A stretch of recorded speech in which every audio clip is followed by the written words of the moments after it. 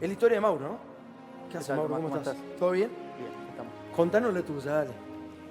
Bueno, yo estuve en Cromañón, soy sobreviviente de Cromañón. Después del incendio quedo en una especie de coma, o sea, yo siento, me quedo dentro, no puedo salir.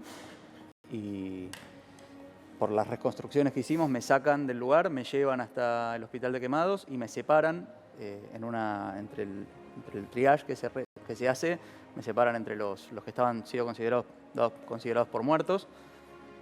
Pasa un médico. Pará, vamos. Sí, sí, sí. Che, qué historia. Otro vasito de agua, por favor, José. Por favor. ¿Cómo es eso? Me Contanos separan obviamente, también una ciudad saturada, donde también los controles eran muy rápidos y me ven con paro cardiorrespiratorio, indicio de muerte cerebral, por lo cual me separan entre los que estábamos dados por muertos. Y hay un médico que estaba de franco ese día, Oscar Mervilá, que pasa, se acerca al hospital para ayudar y antes de comenzar hace una recorrida por esos cuerpos que vio, que le llamaron la atención, y dice que ve una luz o algo arriba mío que lo impulsa a tratar de reanimarme de alguna manera. Él me chequea los signos vitales que no tenía en ese momento y sin embargo empieza a hacerme RCP varias horas. ¿Vos no tenías signos vitales? No, eso es lo que dice el médico, que después es el que de alguna manera me trae de vuelta. ¿Y cómo te hace RCP varias horas? Porque de él confío. No, es algo que para mí también es muy inexplicable, que tiene que ver, creo yo, mucho con la fe de él también, ¿no? Del médico de Oscar. Claro. Que después, bueno, lo ha conocido a Bergoglio en su momento también, que de hecho fue a visitar a todos los que estuvimos internados en el hospital de Quemados el 31, la madrugada del 31. Y después de vuelta, unos días antes que yo me despertase. Yo, después de que él logra que yo reaccione, no con conciencia, pero sí que vomite lo negro que tenía en los pulmones de todo lo que había respirado, en ese momento él me pasa, se impone ahí como jefe, él lo cuenta. Es muy interesante el testimonio que da él, ¿no? Porque él es el que estaba ahí, él me lo cuenta a mí y yo lo puedo trasladar. Pero la historia, el que hace obrar esto es él. Me pasa un respirador en terapia intensiva y yo estoy 16 días internado, donde hasta el último día él dijo que pensaba que yo no la contaba. Había dicho que había una cama supuestamente libre y cuando llega yo estoy despierto hablando, o sea, con algunos recuerdos, pero sin saber ni siquiera dónde estaba. Vamos, no, qué tremendo esto. Claro. Qué increíble. El caso de Mauro es ideal.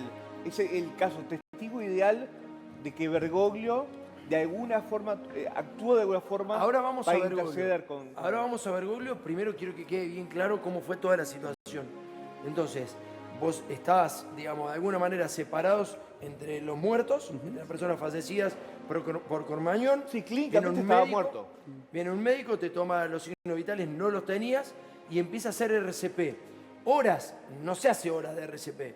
Y después te trasladan de ahí a un respirador artificial. Sí. Tuviste 16 días. 16 días. Cuando te van a desconectar, vos estabas despierto.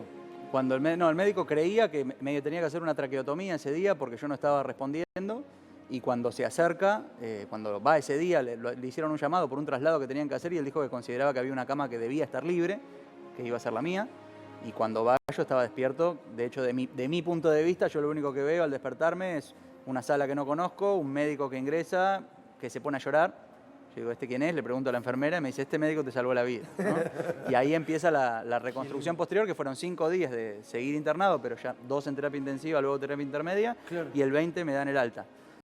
Ese despertar, en ese recorrido, Bergoglio visita a muchos, no me visita a mí. Yo no quiero considerar que fue algo conmigo en particular, sí que él visita a los internados en el Instituto del Quemado el 31, la madrugada del 31 de diciembre del 2004, y después vuelve a visitar unos días antes de que yo me despierte. No pude reconstruir bien si fue el 13 o qué día.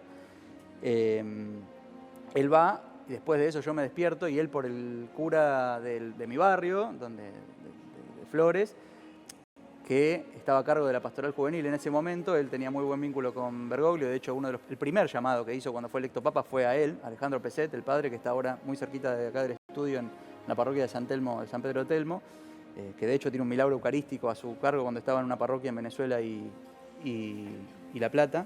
Él le comenta a Bergoglio de mi caso, que él estaba al tanto, y le dijo que era un caso muy, muy extraño, y me invita a hacer la primera lectura del Evangelio en la primera misa que se hizo el 30 de enero del 2005 por sobrevivientes y víctimas de Cromañón. ¿Quedaste con buena relación con él?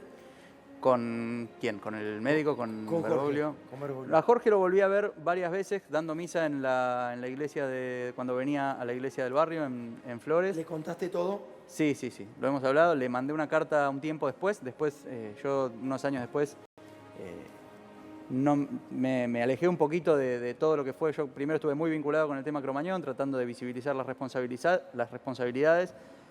Desde un lugar bastante personal, más vinculado a mi familia. Yo tenía 15 años en ese momento, vinculado a algunos grupos más de padres, porque mis viejos, por haber estado buscándome casi un día, porque me encuentran al otro día, a las 12:30 del mediodía, de alguna manera quedé mucho más cercano a los organismos a las asociaciones de padres de víctimas, que impulsaban responsabilidades completas, ¿no? Donde estaba también la banda, por ejemplo, y algunas diferencias que después hubo dentro del movimiento, que son lógicas. Pero bueno, desde mi punto de vista impulsaba por ese lugar, pero después me alejé, como que una vez que terminó el primer juicio me distancié, ya había empezado a trabajar en Greenpeace y ahí viene una etapa donde yo empiezo a trabajar en un tema ambiental que después Bergoglio, cuando ya es electo el 13 de marzo, toma un rol preponderante como Papa Francisco en lo que fue la lucha climática. Fue la base, o sea, Laudato Si es el principio del papado de Francisco, digamos. Sí, de hecho yo estaba trabajando en cambio climático, campañas de cambio climático y energía, en negociaciones internacionales, y el peso que tuvo Laudato Si para lograr el Acuerdo de París, que es lo único que hay hoy, fue impresionante. Bueno, pará, ¿no? Ahí está, esa es una, mira, me haces acordar. Monsanto con el glifosato iba a ir a instalarse a Córdoba en una localidad que se llama Malvinas Argentinas, una ciudad que está muy cerquita de la ciudad de Córdoba, pero es una ciudad apartada de la ciudad. Cuando aparece Laudato Si, el Papa llama a una chica, que era una militante activista, digamos, para que no fuera justamente la soja transgénica, no era el glifosato, era la soja transgénica. Y vos sabés que esa chica ganó la intendencia, desde la nada misma. El espacio ese, que no era el peronismo, no era el radicalismo, era una ciudad muy radical en ese momento, después no sé si habrá entrado el peronismo, la ganaron vecinos.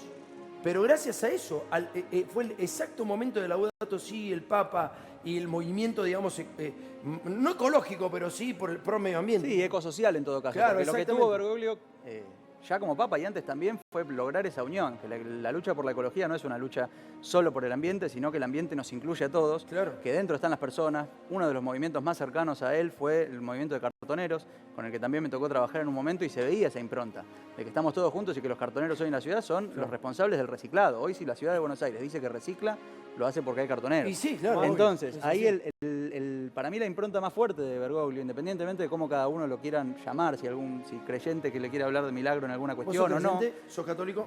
Soy católico, me alejé un poco y con él volví a creer un poco más, ¿no? Como que es creer en él. Eso le iba a preguntar. Eso le pasa a todos. Tenemos dos personas distintas, dos religiones, un mismo Dios. Bergoglio, ¿los acercó más a Dios? Yo te digo, yo creo que su mayor impronta fue el humanismo, ¿no? De alguna manera, esto que decías, no importa de dónde viene, no importa qué piensa, no importa quién vota, no importa que es una persona, importa que es un ser humano. Y ayer, de hecho, en la misa en Flores, que es muy cerquita de mi casa, que fui, García Cuervo, el arzobispo, lo dijo, no nos quedemos solo con los recuerdos. Por eso yo no quería solo contar ese pedacito de mi historia, que es personal, pero miles tienen historias con él. De hecho, Bergoglio en el instituto, en el Hospital Durán, lo bendijo a mi hermanito cuando nació, que estaba internado en neonatología. Pero eso, como esa historia, deben tener miles que viven por el barrio. Entonces no me quiero quedar con la anécdota personal, sí con que él de alguna manera nos deja un legado, y ayer García Cuerva lo que decía era esto, no nos quedemos, él decía en la iglesia, y yo lo digo en general, ¿no? Como un museo de recuerdos personales o colectivos, sino también tratar de construir un legado a partir de lo que él dejó, que es ese humanismo, es tratar de mirarnos entre nosotros como pares y no como enemigos. Se traslada a través de los ojos cuando el tipo es ser humano o no, cuando la persona, hombre, mujer, lo que fuera, es un ser humano, se traslada por los ojos, por la vivencia, por lo que fuera. Cuando se murió el Papa, ¿qué sentiste, Matías? La verdad me despertó mi mujer porque habíamos cerrado la etapa que se había muerto Gatti.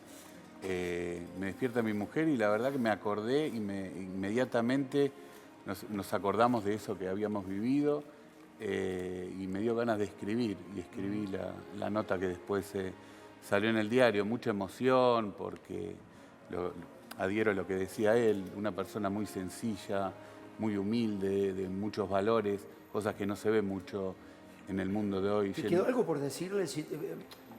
Supongamos que alguien te hubiera dicho, porque también es otra cosa que ayer lo hablábamos con Marco, ¿no? El Papa recibía gente que por ahí no quería recibir, en serio. O sea, él estaba en contra de lo que, bueno, de hecho fue el presidente de la Nación que le dijo al diablo. Me imagino que no habrá tenido ganas, nadie al que le decís semejante barbaridad va a tener ganas de recibirlo, pero sacaban fotos con él. Ahora, el pueblo, el común, nosotros, digamos, ¿podían llegar al Papa? Y no, probablemente no. Si hubieras podido llegar, ¿qué le hubieras dicho? Y a mí me hubiese gustado agradecerle y que lo conozca Joaquín, porque el deseo tan fuerte que nosotros teníamos de ser padres era una sensación muy fea que se truncaba y se truncaba y se truncaba. Y nosotros con Joaquín nos sentimos plenos, nos sentimos realizados y es lo mejor que nos pasó en la vida. ¿Le pudiste contar a Joaquín? Ayer, pero todavía no entiende, Claro, es 7 años, difícil. chiquito. Ya lo va a leer el artículo. Ya lo va a leer, sí. Y viste que hoy los chicos con ya ni televisión miran. No, pero guardáselo. No, pero no te quepa la menor duda que es lo... tremendo el artículo. A ver, por favor, para que la gente pueda tener Sí, acceso. está muy bueno. Se llama Un Pequeño Milagro. Está en la web de crónica.com.ar. Lo pueden buscar. Es buenísima la nota. Y está en el diario Crónica de hoy, que todavía está en el kiosco. Así que... Está Mati Rezano con nosotros, quiere hacer preguntas también. Ayer estuvo dando testimonio a toda la gente que iba de alguna manera despidiéndolo al Papa. ¿Qué hace, Matías? ¿Cómo estás? Buenas tardes. Tomás, muy buenas tardes. Placer de saludarte. Primero, hablabas de justamente la jornada de ayer. A mí me tocó vivirla en la Basílica San José de Flores. Hablaban de los milagros. Creo que el mayor milagro del Papa Francisco fue acercar a la gente a la iglesia. En el momento que él asume como Papa, había un descrimiento importante de justamente los católicos hacia la iglesia. Me acuerdo que mis padres, que son catequistas, me decían, no sabes la cantidad de gente que está viniendo a la iglesia meses después de la Asunción. Y preguntarle a Matías Kaplan, le digo Mati porque trabajamos juntos en el diario, él es mi jefe. Somos compañeros. Él es judío.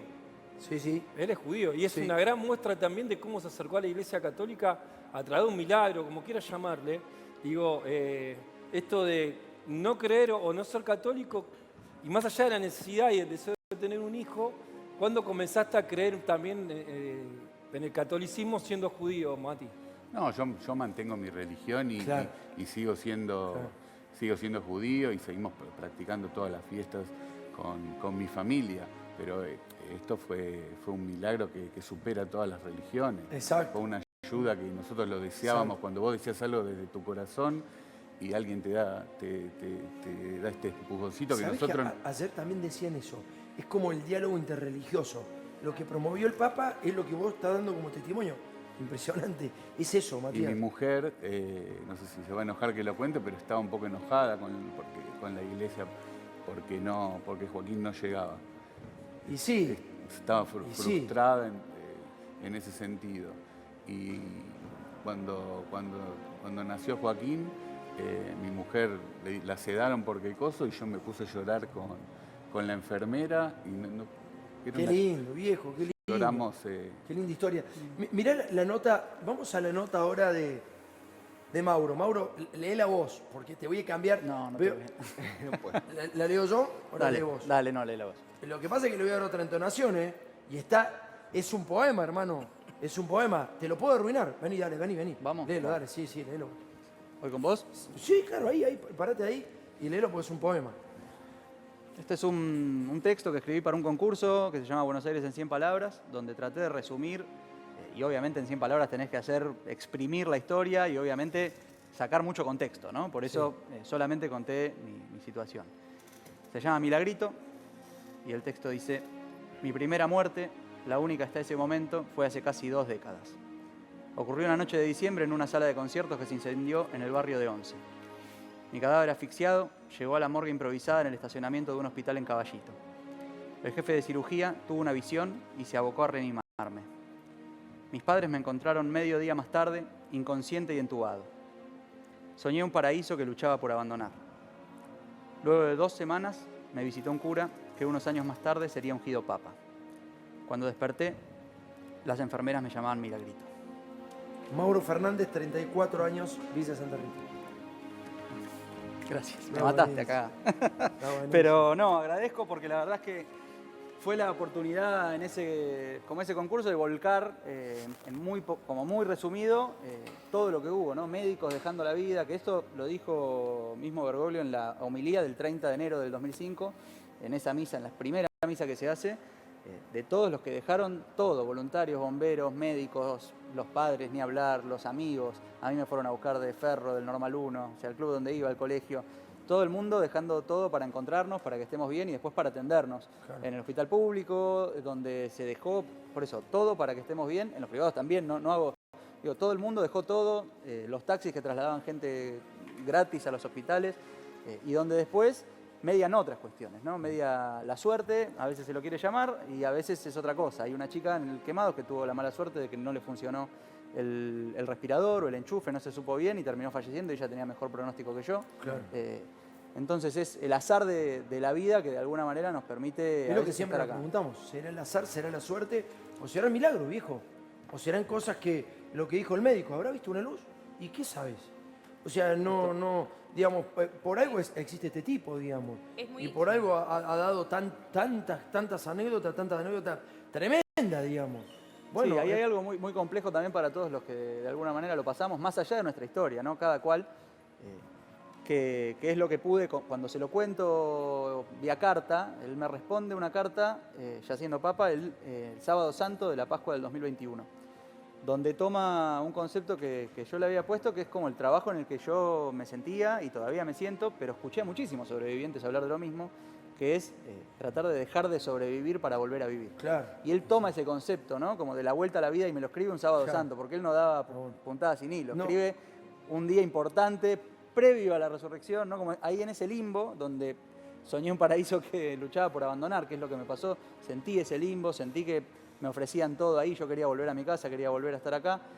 Y él me lo escribe ese día, retomando ese concepto, que me parece que es importante para todos los que pasamos por eso y por muchísimas otras tragedias, y habla de la humanidad de él, ¿no? Tomar eso para tratar de reconstruir una vida posible y poniéndose siempre en el lugar de otro. Destaca el médico que me despierta por eso. Él se pone en el lugar de otro, aún un cuerpo que parecía que no tenía vida. Deni, vos querías hacer una pregunta. ¿Cómo estás? Buenas Sí, tardes. ¿cómo están? No, digamos, también esto, como reflexionar un poco de cómo estos dos milagros que tenemos acá sentados con nosotros hablan de la inclusión y de la poca exclusión que hacía el Papa, ¿no? Y, digamos, cómo se la jugaba, porque él, el 30 de diciembre, cuando explota todo lo que pasa con Cromañón, va a los hospitales y después, mucho tiempo después, recibe también, aceptando las críticas que se tuvo que comer por plantar bandera y por seguir su noción de poder ayudar y de poder estar con los familiares y los sobrevivientes, las críticas que él dijo que recibió por tomar este lugar, ¿no? Entonces, de cómo también incluso se mezcla la ciencia con la fe, porque es muy interesante lo que dice el médico, que salva la vida de Mauro, que dice, yo vi algo diferente en él. Y es lo que decía Mauro recién, ¿no? Y aparte- Y esto se convierte, perdón, Mati, en un No, milagro perdón. después. Digo, la ciencia, la fe, la interreligión, esto es el Papa Francisco. Bajar la iglesia a la tierra. Claro. Refiriéndose a cuestiones que eran tabú para la institución e incluso inmiscuirse en cuestiones que tampoco se inmiscuía la iglesia. Claro. Ayer lo decían, todo muy terrenal, de ser amigo, de hablar, de ir al confesionario y ponerse a hablar de otras cuestiones que no sean confesarse pecados y demás. Bueno, eso fue lo que le abrió la puerta a un montón de gente nuevamente en la iglesia. Vamos a hablar con Pablo, está en el Vaticano, ¿no? Pablo, ¿cómo estás? ¿Qué decís? Buenas tardes. Buenas tardes en Argentina, buenas noches aquí en la capital italiana, 9:30 pasadas. Se respira tranquilidad pese a lo acordonada que está toda la ciudad del Vaticano. Y bueno, estamos aquí a la espera de que a las 9 de la mañana del miércoles proceda, ¿no? ese traslado del féretro del Papa Francisco. Mañana va a estar llegando el féretro Sí. a San Pedro. Ahora está en Santa Marta. Mañana va a estar llegando a San Pedro. Se espera de aquí al sábado, desde mañana hasta el sábado, 5 millones de personas. Para, seguro, porque trascendía 300.000 personas. 5 millones no es lo mismo que 300.000, No, no. claramente, ¿no? Es una fila que se espera que no se va a poder detener en el féretro.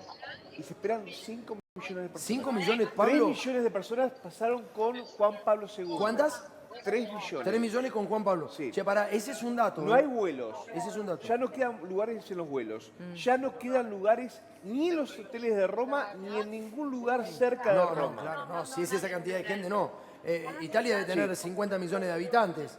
Es poco probable que se haya... Yo creo que se va a llevar una sorpresa por la cantidad de gente que va a pasar estos 3 días. Pablo. Es más, no se descarta que puedan Sí. llegar a alargar 1 o 2 días más. ¿Coincidís con Marcos? ¿Se habla del número de personas que puede haber aproximadamente? Sí. De lo que sí se habla es que hay sold out, o sea, es casi misión imposible encontrar ahora mismo alojamiento en Roma Claro. si no eres residente, ¿no? He escuchado también hasta compañeros periodistas los cuales tienen que alojarse en hostales o en habitaciones individuales, claro que todos los hoteles y todos los Airbnbs están a full. Claro. Argentinos, me imagino que muchísimos. Se sabe más o menos de lo que vos vas escuchando, Los digamos. vuelos están todos vendidos. Bueno, está bien, pero un vuelo no va mucha gente, Marcos. en Sí, un vuelo. pero a la medianoche hay 3 vuelos. Sí. Eh, ¿A Italia? ¿3 vuelos, che? Sí, ¿De hay Argentina? uno de Aerolíneas Argentinas, uno de Air Europa Sí. y otro más. Y están todos vendidos. Todos vendidos. Todos. Claro, mucha... No hay que descartar incluso que haya algún vuelo especial de Aerolíneas Argentinas acá el sábado. Claro. Estamos hablando de $1000 y pico cada pasaje, ¿no? Che, Pablo, ¿qué es lo más interesante que has vivido ahí? ¿Qué te llamó la atención de todo lo que has vivido desde que estás justamente cubriendo para nosotros, para Crónica? Bueno, pues difícil elegir, ¿no? Pero sobre todo el respeto, la admiración, porque aquí no solo viene gente creyente, gente católica, sino que vienen personas a velar y a mostrarle el respeto al Papa Francisco, incluso gente atea, ¿no? O de otros países. Hemos visto mucha gente de la India que también viene a acercarse. No. Increíble, ¿no? La multiculturalidad es un evento un evento histórico que trasciende culturas, trasciende a la política y trasciende a todo tipo de prejuicios o lo que se pueda pensar, ¿no? Dentro de lo que Pablo. a la Iglesia. Pablo, en Italia, hoy hablábamos con una periodista también ahí del Vaticano, con Julia, nos contaba que en Italia el Papa era querido, pero es como que la gente se está alejando bastante de la iglesia. Se está alejando bastante de la iglesia. Tenía otra visión diferente de la que nosotros teníamos ayer. Mirá vos, una italiana diciendo, che, no le dio todo el lugar a las personas homosexuales, no hizo más que decir una frase por ahí. Es demasiado para la iglesia, pero dice, nos quedó como sabor a poco. En Italia, en España, es un papa muy querido, ¿no? ¿Cómo se lo vio? Sí, lo cierto es que Francisco es un papa muy querido. En España es curioso, ¿no? Porque durante su papado no visitó mi país, no visitó España, pero lo que sí que se recalca es esa cercanía que siempre ha tenido con los jóvenes, ¿no? Recordemos que Francisco fue un papa que se acercó mucho a los jóvenes, un papa incluso revolucionario, ¿no?